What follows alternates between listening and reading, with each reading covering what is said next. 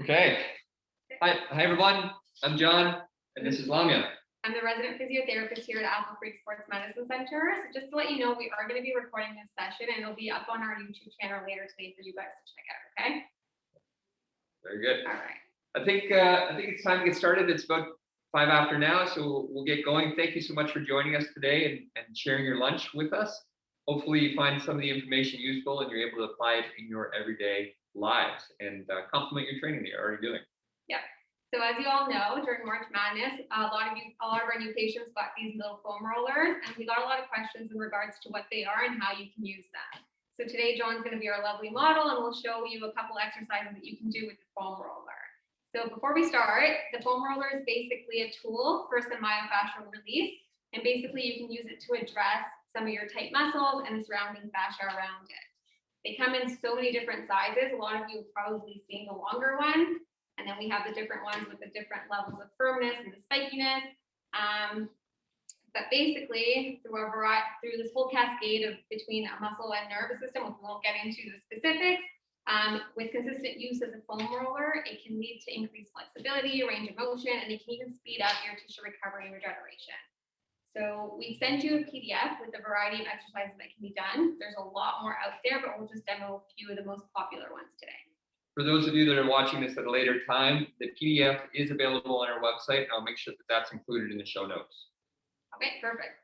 So we'll get started for some of you runners out there. A lot of you picked up walking and running over the pandemic because there's something else to do. So John's going to show us a couple foam rolling exercises. So we'll start with the Quads. So doesn't matter which foam roller you have at home, you can use any, either or the nubby one. Some of them are a little more aggressive. Lamya already kind of indicated. Today we're going to stick with the short one that you guys have that you wouldn't have given last week or last month when you were here. And if you're an old patient coming back to the clinic and you don't have one of these, we do have them available. They're really fair in price. I think that this unit itself is like $15 or $20. So a good tool to complement in your toolbox. So I'm going to stick with the short one, the one that all the new patients from 2021 in March would have received at Apple Creek. And here we go. Which one are we going to do first? We're going to start with the quad. All right. Good. This is a good one that you could do for a warm up or a cool down before or after your runs. And you just want to roll for about 2 to 3 minutes before or after. Good. Tips on doing this? So you can do it with your knee bent. You can even do it with your knee straight. You can tip top a little bit side to side, just because your quads run all across your thigh and you have different angles that you want to reach. Well, we can lift up the camera just a little bit. Sure. So I think I'm in the bottom half of the frame. Maybe bring it a little closer. There we go. Yeah, good. So with this, typically as an athlete, well, kind of an athlete, or anybody that has tightness into the muscle, when you find, I always describe it as a hot spot. I don't know what your description is, but when you find that real tender spot, you want to get onto that tender spot, kind of give it a second or two, and then roll through it. And that's partly what creates the change in the tissue tension. So there's another one. I find it, and then I roll through it. Yeah, kind of like how you feel when you go for a massage and they hit a really, really good but very, very tight spot. Good. Okay, and then we'll switch to John's going to show you how to roll out your IT band, which is also a good one for you runners. Good. So the IT band, quick review, what is that? So it's just a band of connective tissue that kind of runs on the side of your thigh, right up to your knee. Yeah, so a lot of times as runners, they come in with knee pain, but that knee pain is actually a function of something that's going on through the hips or the pelvis. And so oftentimes when we talk about rolling out your IT band or treating your IT band, we're treating anywhere from here to here. So with that, you're going to be kind of sideline almost. Not a full Yeah, on your sideline. side, the way that you're comfortable. Spread out your body weight so you're not fully on your arms. Yeah. You just want to find those tight spots and roll through. That's it. And then the same principle where you find that hot spot, kind of lean into it for a second and then roll through it. There's one right there. Perfect. And then when John's ready, we can also switch to our hamstring. That's good. How long, when we do these, what do you recommend as far as? I recommend about 2 to 3 minutes, a couple times a day, or you can do it before and after your run, so you get a little bit of blood flowing before, and then you get a good cool down after. Okay. So then we're into hamstrings. Yep. So quickly, you want to describe the hamstrings for So me? your hamstrings are basically all the muscles that run down the back of your thigh. They want to see you. Yeah. So back of your thigh, and again, similar, there's about 3 of them that go in different directions. So you want to just tip over and figure out those tight spots where they are, whether they're up near the outside of your leg or whether they're near the inside of your leg. So in doing this, you could do both hamstrings at the same time. I prefer to do one at a time myself. And so the short foam roller is really nice because you can lean on one leg, weight on your arms, and then you have the support of the pressure of the hamstring into the foam roller. Now, what Lamya just mentioned too was if you turn your toes in or out, you can get different fibers of the hamstring. So if I turn out, it's a little bit more of the semitendinosus, which is one of the hamstrings. If I turn it in, it's the other 2 hamstrings, the semimembranosus or the bicep femoris. And so again, you find that hot spot, you lean into it for a sec, and then you roll through it. That's kind of the whole foam rolling methodology, right? Yeah, and you can even break it up if it's too hard to roll too much back and forth. If it's too hard on your arms, you can break it up into smaller pieces. You can do the top of your hamstrings first and then go lower later. Can you just show me the long one first? Yeah. So again, that's the shorty, which is nice. If you do have a long one, sometimes people get hung up by it. And so what I recommend is bringing the foam roller to the end and your foot is almost beside it. And that way you're maximizing the rolling, which is really just the end of the long foam roller so that it doesn't get tied up in the rest of your body. Perfect. And then we can just switch right into your calves. So calves, again, tight in runners for sure, but anybody that's had a history of low back pain, they may have some tension. Anybody that's sprained an ankle in the past, they could have some tension in through their calves. And so foam roller is another good tool to complement the home program that you're already doing. Perfect. Okay. Same idea as the hamstrings. You kind of boost your bum up off the ground, weight between your hands as well as your other foot. And then as you come through that rolling bit onto the tight spot, find that hot spot, breathe into it, and then roll through it. Cool. This one's a little tighter again. So generally, foam rolling can be a little bit uncomfortable when you're just starting off, but it should always be within a tolerable pain range. Oh, that's the outside right there. Perfect. And then you can switch again if you use a long one to the other calf. You just move the foam roller down. If you're sticking with the shorty, it's pretty simple to go from one calf to the other calf. Whoops. Oh. Perfect. And then another common favorite is a roll out of your glutes and your piriformis. This one's a good one because all of us spend a lot of time sitting all day and sometimes we find a lot of pressure. This one can be a little bit awkward to get into. And so with it, before you get on the foam roller, you're gonna stretch our right bum. And a typical piriformis stretch for the right side would be right over left. Sometimes we move into a glute stretch this way. But if you're going to utilize the foam roller, we're going to target that right bum cheek. You almost have to put your right bum cheek on it. Your support is between your hands as well as your left foot. Cross your right over your left. And then yeah, so the easiest way to remember it is you're kind of making a 4, so you're just going to cross it over like you're making the number 4. That's right. And so with this crossover, the number 4, you end up putting the muscle on stretch, that right piriformis on stretch. So now that you have a stretched out muscle, then you can really roll into it and target that sweet spot. And just adjust your body just a little bit, fine tune in an effort to find where that tight tender spot is. There it is. Go through it and then roll through it. Perfect. Roll through it. Ooh, that's good stuff. So those are all the pretty common ones for lower bodies. So we're going to switch up to kind of our upper body now. So I know a lot of us are spending a lot of time at their desks. We're always slouched over. So a lot of these you can do with the shorty, but if you do have the long one at home, feel free to use them for better comfort. So we're going to go into a pec stretch. Pec stretch. So in the shorty, this can be tough. You may want to get a pillow or something that can support your head, or you're going to use your other hand.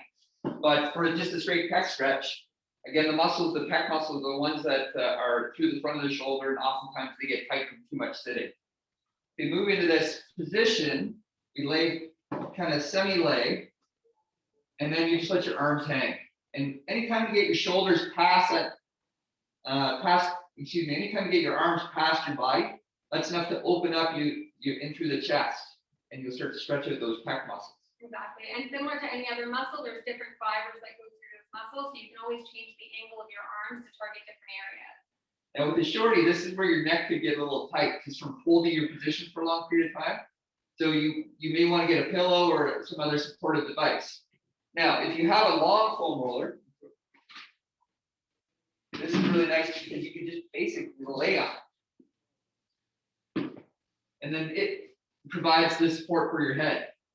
Now with this, again, sticking to the pec theme, get here, just breathe in, breathe out, let your arms just hang.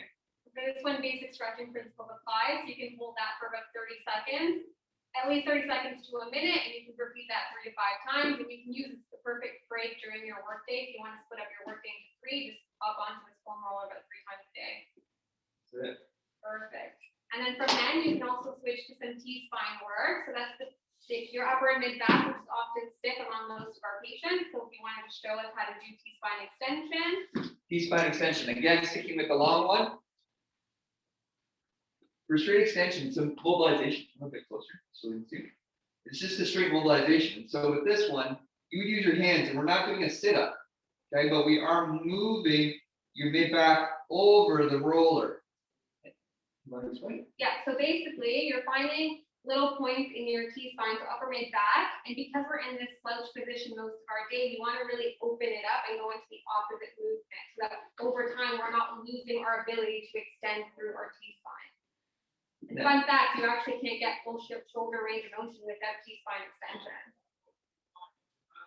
So a disclaimer for this one though, for those of you who are prone to broken bones, like for example, for those of you with osteopenia or osteoporosis, be very cautious with spinal foam rolling. Now through the exercise demo, I've kind of done a few different things with my hands. So my hand's been out wide. That can be a little harder to do because you have a longer lever. Hands can be close and you just do some extension. Hands can be behind your head to support your neck a little bit. Again, it's not a sit-up action. It's extending around the foam roller, breathing into it, and then coming back up. So your bum almost Kind of the opposite of sit-up. Yeah, the opposite of the sit-up. You're trying to extend backwards. That's it, exactly. Perfect. Good. Good. And then from then on, you can also work on just simply rolling through the T-spine, just to target different muscles in that area, different little facet joints. You can see how John's kind of maneuvering himself to find little spots that feel particularly tight to him. The action itself really comes from your legs. Your legs, your knees bend and extend, and that draws your body up and down. Then you can just add a little bit of a rotation to get more on the left side, or a rotation towards the right to get a little bit more on the right side. Perfect. Yeah, so these basically sum up most of our exercises that we have demoed for you today. Ooh, one more. Oh. T-spine rotation. Oh yeah, another really good one. This is one of Lamya's favorite. I'm glad we didn't forget it. So this is a good way to use the foam roller for something a little bit different.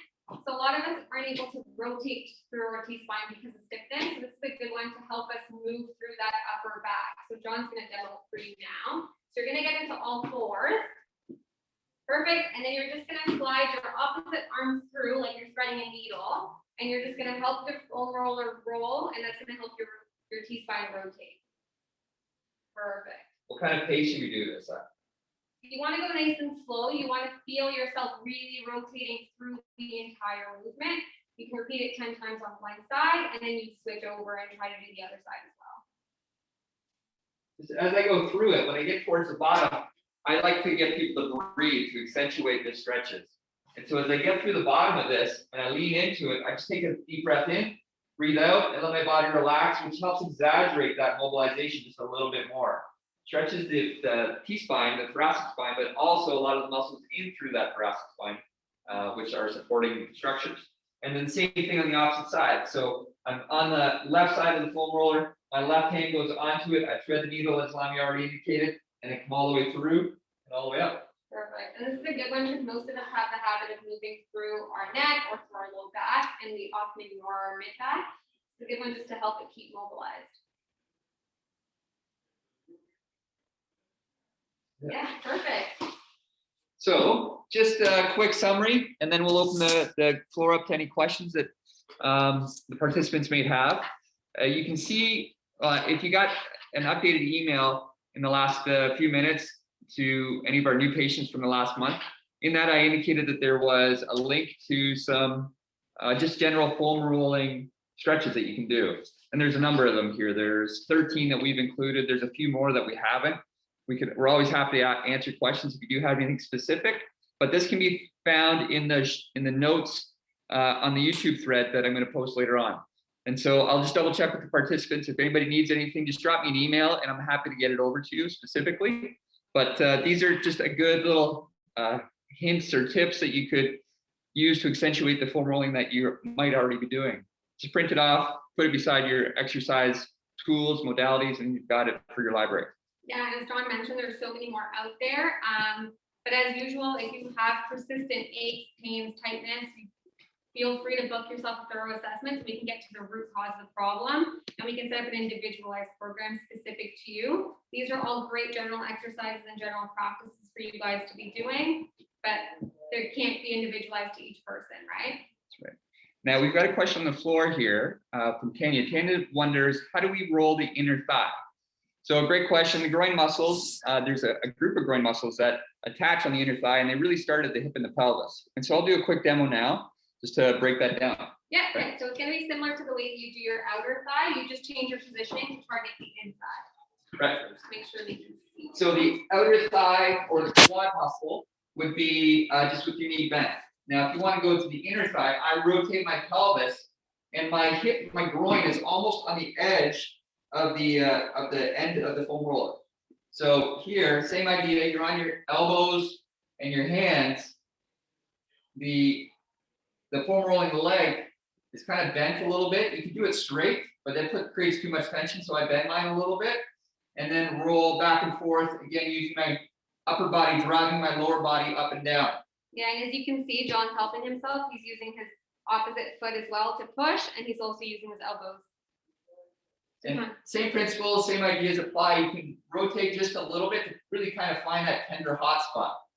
Now, obviously, anatomy will limit how deep or how high you can get up into your thigh, but you can use the edge of the foam roller almost as a trigger point release tool. Some people use lacrosse balls or tennis balls as part of their trigger point release. Foam roller is just another extension of that. Yeah, so you can just kind of hold it there for about a minute or two until you release into that muscle. You don't necessarily have to keep rolling. That's right. So again, same principles we talked about already. Get on the hot spot, kind of lean into it, breathe in, breathe out, and then roll through it. That's what really helps change some of the fascial tension, the restrictions in that connective tissue that Lamya was talking about earlier. Yeah, for sure. The more stimulus you apply at a tolerable rate, the better changes that you'll see over time. That's right. Okay, any more questions? Kenny, I hope that answered your question. Are there any more on the floor from any of our participants? Do you guys have anything else that we would want us to try and cover today? All right. So I think that's pretty good. Yeah, so thank you for tuning in, and hopefully we'll see you guys around the clinic. That's right. Thank you so much again, and look for you know what, I'm going to post the YouTube on all of our social media, Apple Creek Sports on the Instagram, Apple Creek Sport on Twitter. I'll put it on our Facebook page as well as it'll be on our YouTube page. So don't forget to like and subscribe because that's really important apparently in that world, right? But if you do have any questions or concerns and you need some help down the road, we're always happy to answer. And you can find our bios on the website and just reach out to us that way. And hopefully we can help you keep running, keep active, enjoy the beautiful weather today. Okay? All right, stay safe. Bye, everyone. Bye, take care.